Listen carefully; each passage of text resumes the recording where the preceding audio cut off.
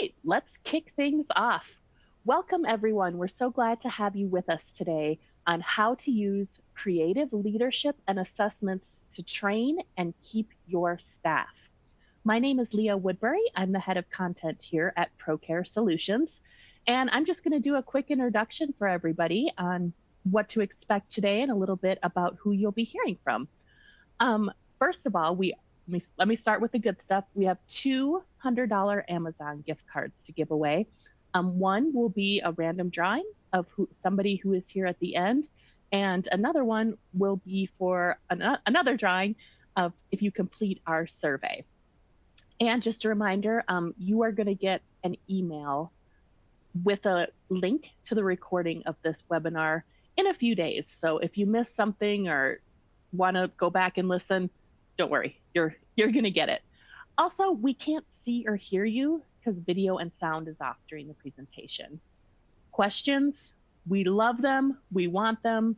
Please enter them in the question box during the webinar. We know Kathe is ready to help with anything that you need. And technical difficulties, if you're having trouble with your audio, just exit out of all the other software on your device. And a lot of times that's going to solve your problem. Before we start, I just want to tell you a little bit about Procare. We've been in the childcare management software business for more than 30 years. We're proud that we can offer you tools to provide education to your young learners, as well as tools to help you run your business. So when you're looking at all the things on your screen, some things that usually jump out, billing and payments. We can handle tuition collection, payment processing, all those boring things that I'm guessing are not the reason that you got into the childcare business. Another thing is our mobile app. This is something that parents have come to expect. And if your center isn't offering it, you're at a disadvantage to other competitors in your area. We also offer a curriculum program. It's all digital, Procare Early Learning, and it is tailored to young learners. It's 52 weeks a year, so you're not trying to come up with things during the summer. There's a lot on there. So if you have any questions, we're always ready to answer them and to help you thrive, to grow your business, to nurture young children. And now let's get on to the reason you're here, to hear from Kathe Petchel. Kathe began her education career working as a public school teacher before she opened her own preschool center in 1984. She now owns 3 sites serving more than 300 families in Charlottesville, Virginia. And in 2017, she joined HINGE Advisors, where she now works in business development. Today, she's going to be sharing her tips on using creative leadership and assessments to train childcare center staff. All right, so welcome, Kathe. I'm going to hand it over to you to tell a little bit more about HINGE Advisors and what you do. Thanks, Leah. I'm so excited to be here. Leah and I connected earlier this month where I recorded a podcast for Procare. And so today's content is complementary content to that effort. So I'm super excited to be here, and I'm excited to support Procare twice in 1 month. So yes, as Leah said, I work with HINGE Advisors. It's kind of a dream job because after 40 years of having my schools, I was really ready for something else, and HINGE is just amazing because we connect with so many owners in the industry, and some of the things we do, bottom line, when you're ready to sell, we are your people for sure. And I help with that. I do client relations, business development, and mostly my work is geared toward creating presentations and working with associations, conferences, and then larger multi-site groups. But I love nothing better than to talk shop. So at HINGE, we've got, you can see how big our team is. This is all of us in Philadelphia. We were in downtown Philadelphia in May for one of our conferences called Thrive. It's all things financial, which is so much fun, actually. And I know Leah said, some of the things are a little boring. We're tracking things in Procare. Procare is like, amazing and been around forever. We love working with you all, because when someone is ready to sell, having that data at your fingertips is amazing. But if you're not ready to sell and you're growing or just improving, again, the data. So what Procare helps you all do is exactly what Hinge coaches on. Something near and dear to our hearts this year that our CEO and founder, Kathe Petchel, started was a nonprofit called Boost. And Boost, I love the logo. It's so cute because I love that second O, where it actually exemplifies boosting someone up. When one of your teachers or staff members has a big challenge in their life, or even a tragedy, a fire, a child or family member in the hospital, a really scary diagnosis medically, we're here to help. So take a minute and take a shot of the QR code and learn a little bit more about what we do. But we've already started distributing funds. We have a board that works with our Boost group, affiliated and, affiliated or connected with Hinge, but not part of our business operation at all. So just sort of like a passion project for Kathe Petchel. And of course, we're all super excited about it as well, because there's nothing more important in our schools than our teachers. They do all the heavy lifting, and directors too. But they're the ones that make the difference every day to the children. So super excited about Boost. Today's agenda, as usual, if you've heard me talk before, I do a lot of content. They call me the content queen at Hinge because I talk to people so much, and I experience and hear from my daughter Molly, who runs our schools. All things, what's the fire of the moment? What is the trend we're seeing? Sometimes it is regionally based, and sometimes it's just we're all in it together. The content today is really we're all in it together. And actually, this is funny. Leah just told me, did you know that Molly is doing a webinar for Procare next month? Of course I didn't, because first generation, second generation, they don't always connect. So anyway, please watch out for that one, because I think she's talking about marketing and she's very good at it. So today's agenda, we'll talk about what's the difference in a leader and a manager, and I'll let you run through just a really quick example of how I would teach that. We'll talk about defining creative leadership. And then I'm going to ask you, and you can do in the Q&A, and our gals that are hosting the webinar, Courtney and Leah, will help us with a little feedback. Where are you with your staffing? Are you completely hired? Where are you struggling? What area are you struggling? I'll talk a minute about our Hinge's staff report. A couple months ago, we did a report where we were working together with owners, trying to get the data we need. Is staffing really as bad as we think? Is it better than we think? And what are the nuances? So I'm going to share that link with you. If you haven't seen it, it's really pretty good reading, and it's very well done.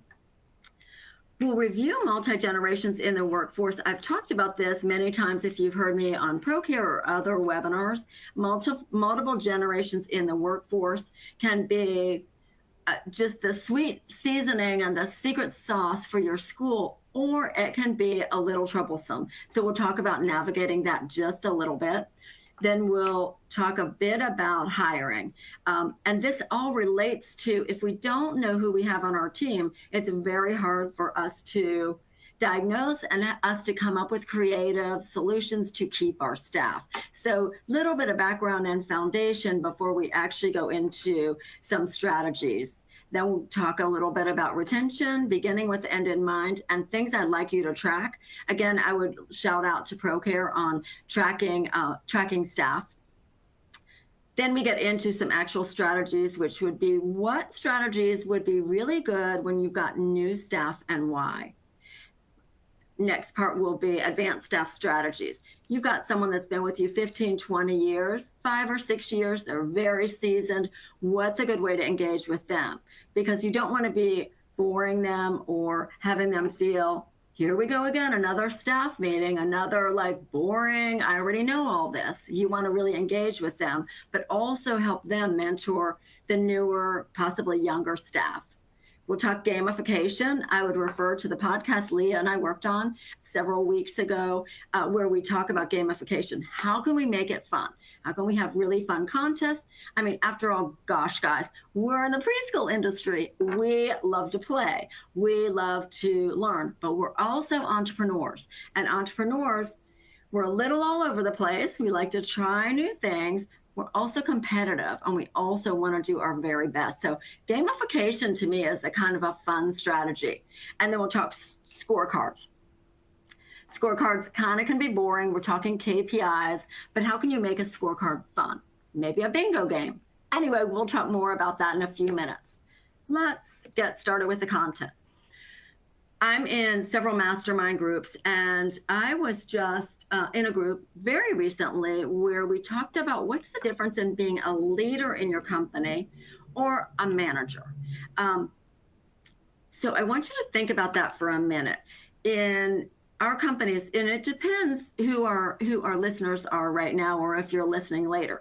If you're a director or if you're a teacher, most likely, well, especially directors or regional directors, most likely you are in a manager role.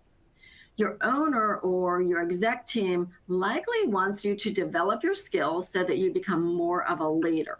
So when I did this training recently, the trainer had us list qualities that we thought we brought to our company that were leadership qualities. So that would be things like vision and, big picture and planning and growth, all the things that, big picture. And then the manager, what do we do as managers when we're owners? And what is that? Are we, for example, recently I was helping my daughter Molly with our company, giving some training on hiring. And I went through R&D ads, for instance, and realized there were some errors. So that's me jumping back into the day-to-day Kool-Aid, being a manager when my role really should be a leader. So I would ask you, do you think you're more of a leader or a manager? And it really depends on your role. It depends on your job description, but it is an aha. And so during this training that I received, we then had to quantify what part of your day or week or month are you performing leadership duties and that role, and how much time are you spending being a manager? What everyone in the group determined was, first of all, they were overestimating their leadership time and underestimating their manager time, and also kind of the aha, I'm really doing more management than leadership. Again, it depends. If you're an owner, exec director, regional, if your role is to grow the company or to be big picture and work in the business, on the business, not in the business, you want to work on leadership. If you're a manager of people and putting out the fires every day, that would be the management. So when we talk creative leadership, how are you as the leader fostering creativity among your team? How often are you, I love this word, are you the answer ATM? Thank you, Tom Wood from Hinge, for that phrase. Answer ATM people put out the fires. It's easier in the moment to answer a question than it is to stop, bite your tongue, which is what I have to do, and ask the person, where do you think you can find that answer? Who do you think you could collaborate with? What do you think the answer is? What do you think your first step might be? Think about it, come back to me with a plan, or maybe lead them in the right direction of who to ask. So fostering that creativity and promoting that collaboration, as I just gave that example. And then, of course, keeping in mind leadership styles. Leadership styles have sometimes everything to do with learning styles. So I'll refer back to the podcast where Leah and I talked a lot about learning styles. Just like in our classrooms, some of our children are very tactile. They want that hands-on, hands-on. Some of the children are very auditory and they possibly have big emotions, or they have big emotions that they don't show. And so we need to coax words out of them and teach on that. So same thing with our teachers, same thing with our leadership. I have a new gal I just hired in a leadership role at Bright Beginnings, and her style is so quiet. And, if I'm having a conversation, I'm pretty passionate and pretty, here's how I'm thinking about it. She just takes it in. Then she comes back at the end of the day and sends me, here are my thoughts. Here's what I thought about our conversation. Here's what I thought about our goals. That's a different leadership style. Love it. And then know your team, know yourself. Again, that's what I've been talking about a little bit. We don't want to put a square hole in a round peg. We want people in their natural styles. Not that one can't grow and change a bit, but most people work best in their unique area of brilliance. So if someone is a natural leader, you're going to see that when you're hiring and training. And then the last piece about leadership versus manager, no matter what roles you're hiring for or what roles you're hoping to grow your team from, building your bench is the best strategy. So that right now I'm coaching a lot on being overhired, not necessarily overstaffed, although this time of the year overstaffing really helps a lot as you're bringing on new team members, but building your bench so that you've got the options of which seat on the bus is the best one for which person.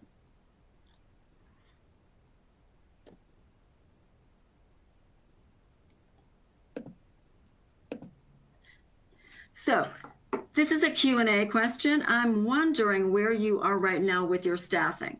And the reason I want you to think about that, especially after the leadership versus management kind of little bit of content, is are you truly fully hired? Or do you have 1 to 3 positions open? And I'm asking this for individual locations. So if you're multi-site, you've got 1 to 3 positions open in general at each location. Think about that and maybe write it down or go ahead and put it in the chat. Do you have more than 4 positions open? Or are you in the position where many of us were a year ago, where we're not even able to enroll till we hire. So we're having to create these wait lists. And sometimes I would have called them artificial wait lists. We really could take the children based on our license capacity, but the hiring was slowing us down.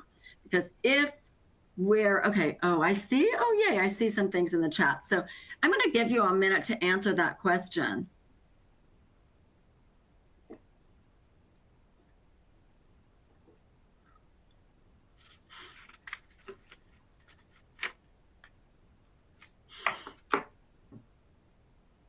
And I'm thinking you all can see this. Yes, somebody just said right now it's a bit in flux because the college students are going back.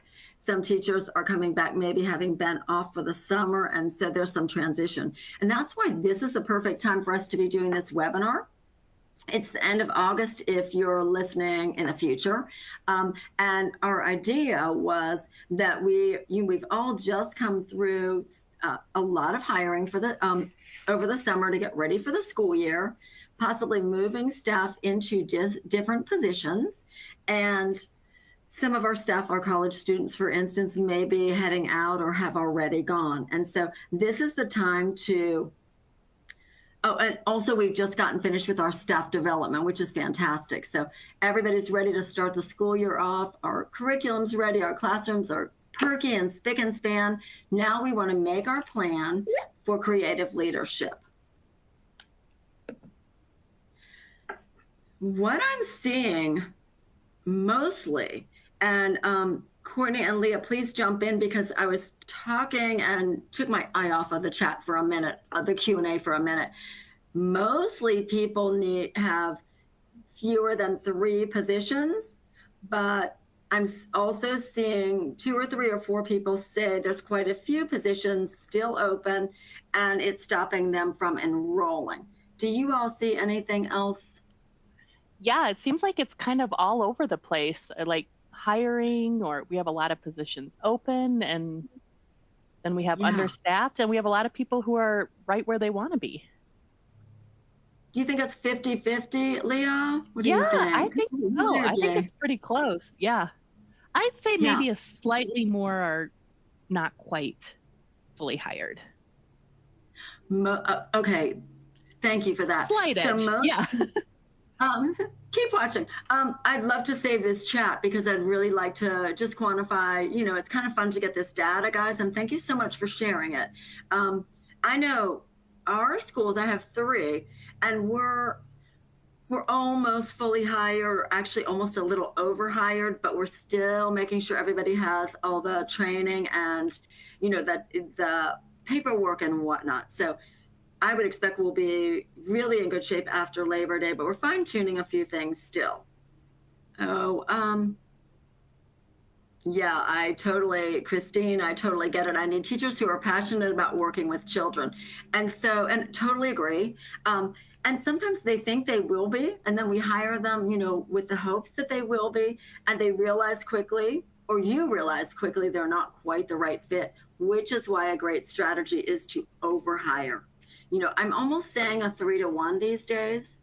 It's a little more expensive, but when you realize right away someone's not a fit, that's a gift for obviously your kiddos, but also that person.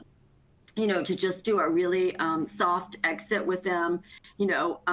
A lot of times in a case like that, you could say, I just think you need a little more experience, or I don't think this is your sweet spot. I'm wondering what else might be really good for you. When I interview, I always try to say something like, we're so excited for you to be here with us at Bright Beginnings, no matter how long you're with us, and we hope it's a very long time. But if it's not, we want you to come in and learn and grow and leave us stronger than you came. So that might be you've got some new friends. It might be you've learned a lot about early childhood and how childcare and preschools work, or you might not even realize you're, young person, you're not a parent yet, and 5 years from now, you'll draw back on, the potty training in Miss Margaret's room, that's a strategy I'll use with my child later. So we're gifting our employees or our future employees when we spend the time training them. So that's what I would say on that. And then the other comment I noticed someone said, and I got into this too, so I'm going to call it out and give a little soft coaching on this. When you say, be careful about saying, we're not hired, so we can't enroll. You always want to enroll. You always want to do the tours. What you may need to do right now is engage with the parents regularly. Don't quite have the opening yet. We're almost finished with our hiring. The minute we've got the opening, we will call you. But let's get you in for the tour. Let's get them on the actual wait list with a reg fee paid or whatever you require. So that then once you're hired and you've got your person trained, you're ready to lickety-split open that room or grow that room. So be really careful about not being fully, pausing enrollment because you're worried about staffing. It's tricky. Call me. My phone number, you've got my cell number on all of these slides, everyone. My phone number and my email is here if you want to build that out a little bit. And I didn't say this in the beginning, but I will say it now. I don't think I know everything by any means. I've worked with my school's Bright Beginnings for 40 years. There is always something I'm learning every day. That's part of the gift of being an entrepreneur, and also a lifelong learner. And that's what most of us are. So, maybe I'll suggest something and you'll think you should try it, and good luck. And that's great. And you may love it or not, but try some of the things with, just maybe a different mindset. This is the survey I talked to you all about a few minutes ago. This is what Hinge did. And Procare, actually, Leah, you guys helped us with it. Do you remember? I'm trying to think about it, and now I do. It was just this summer. Yeah. Yes, it was. Yes. We started advertising. We were doing this, and our friends at Procare jumped in and said, hey, we'll engage with this. We'll ask our clients. We've got many of the same clients, but maybe not all. And so lots of you did participate in this. And so I thank you guys, because anytime we can collaborate, and I think this industry is so generous and so cooperative. Anyway, Procare helped us with this. So this is the link if you want to just screenshot it and grab it. But there's a lot of great content. And yes, the date was in mid-July, 7/15. Tips, tricks, and trends for childcare staff costs. What we do at Hinge, as I said earlier, besides our schools, is we're all things financial. So we can tell you exactly how much, what percent of your revenue you should be spending on staff. It used to be about 48 to 52%, like quick add-on content. And now we're seeing people spend quite a bit more than that. Reminder on this, most of you know this, most of you are living this, but it's one of my favorite bits of content, and I could do a whole webinar on it. I could actually do a whole day on it at a conference. The multiple generations in the workforce. In general, right now, we have 4 generations. We've got your boomers, the baby boomers. They're your older generation, typically born 1946 to 1964. You've got your Gen X, typically born 1965 to 1980. And so think when I tell you these, if you want to write these dates down, or you can Google it, think about how many staff you have in each of these generations, because later we'll go into this a bit. Then you've got your Gen Y, which are also called millennials, and then the Gen Z. The Gen Z are the 1997 to 2012. What's interesting about, well, all of them have something really interesting, but Gen Z is typically our younger staff members. They're, typically will hire 18-year-olds, and they go to, I think it's around 26 or so right now. So their age group actually spans younger. But when we think about Gen Z in the workplace, they've had so many changes in their lives due to COVID. They did not have a great experience first job, typically because the whole world shut down when they were, kind of coming of age, having jobs, having, graduations and so on. And so the Gen Z also are our parent consumers. So they're starting to have children of their own as well. So we've got to wrap our brains around Gen Z. And one thing they like is that creativity. They're not like a boomer I'm a boomer. I've stayed